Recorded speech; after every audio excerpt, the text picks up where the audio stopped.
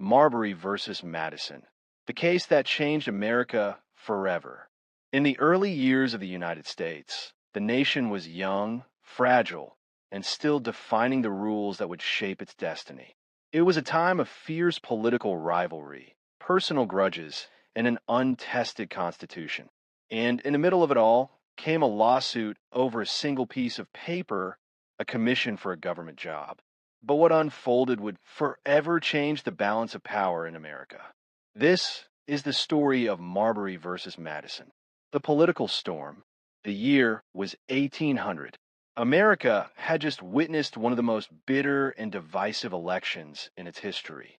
President John Adams, leader of the Federalist Party, was defeated by his political rival, Thomas Jefferson of the Democratic Republicans. The campaign had been brutal. These were not polite disagreements. They were political battles waged with venom.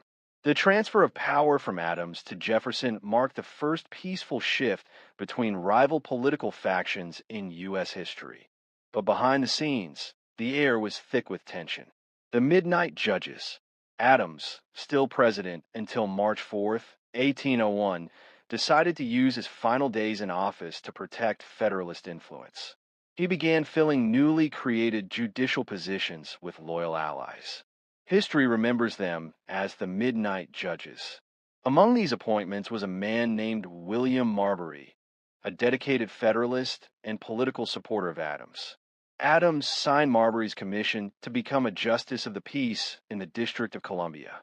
The commission was sealed and ready, but not yet delivered. Jefferson strikes back. When Thomas Jefferson took office, he saw Adams' last-minute appointments as a political trick, an attempt to weaken his presidency before it even began. Jefferson ordered his new Secretary of State, James Madison, to withhold several of these commissions, including Marbury's. For Marbury, this was more than an insult. It was a denial of his lawful right to an office he had already been granted. And so he decided to fight back, not in the streets, but in the highest court in the land. The case reaches the Supreme Court. In an extraordinary move, Marbury bypassed lower courts and went straight to the Supreme Court, asking for a legal order, called a writ of mandamus, to force Madison to deliver his commission. It was a bold gamble, but the case placed the court in a dangerous position. If it sided with Marbury and ordered Madison to deliver the commission, Jefferson might simply ignore the ruling, making the court look powerless.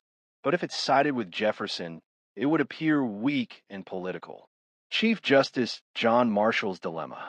At the center of it all was Chief Justice John Marshall, a Federalist appointed by Adams and a man with a sharp legal mind. Marshall understood the stakes. He could not afford to let the court appear irrelevant, but he also could not provoke a constitutional crisis. Marshall's challenge was to deliver a decision that preserved the dignity of the Supreme Court and, if possible, increased its power. The historic decision. On February 24th, 1803, the Supreme Court delivered its opinion. The ruling addressed three critical questions. 1. Did Marbury have a right to his commission? Yes. Once the president signed it, the appointment was complete. 2. Was there a legal remedy? Yes. In general, the law must offer a remedy when a legal right is violated.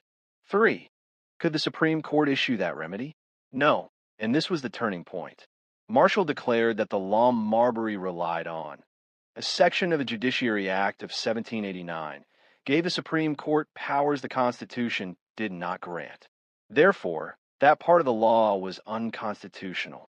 Birth of judicial review. In one masterstroke, Marshall avoided a direct clash with Jefferson while establishing the court's greatest power, judicial review, the authority to strike down laws that conflict with the Constitution. This was the first time in American history that the Supreme Court declared an act of Congress unconstitutional. The court became not just an interpreter of the law, but the guardian of the Constitution itself. Legacy. Marbury never got his job, but his name became immortal, attached to a decision that fundamentally reshaped American government. Judicial review ensured that no branch of government could operate above the Constitution. From segregation to free speech, from presidential power to individual rights. The principle born in Marbury versus Madison continues to echo through every landmark decision in U.S. history. It began with a simple commission. It ended by defining the limits of power. In 1803, the Supreme Court did more than decide a case. It defined its own role in American democracy. And more than 2 centuries later, the echoes of Marbury versus Madison still shape the law, the nation, and the very idea of justice.